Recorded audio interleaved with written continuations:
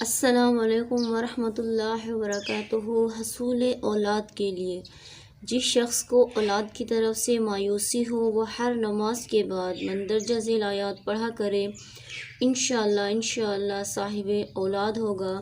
یہ دعا ذکر علیہ السلام کی ہے۔ ان کو جب اولاد کی طرف سے مایوسی ہو گئی تھی تو انہیں اس دعا کی بدولت فرزند عطا ہوا تھا۔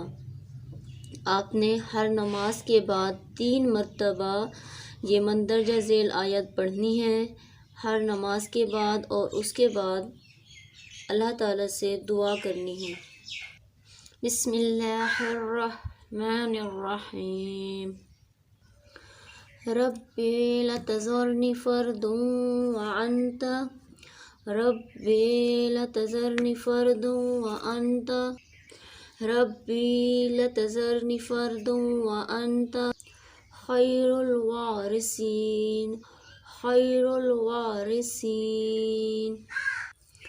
ربی لا تذرنی فردا وانت خیر الوارثین۔ آپ نے ہر نماز کے بعد یہ آیت 3 مرتبہ پڑھنی ہے۔ انشاءاللہ صاحب اولاد ہوں گے۔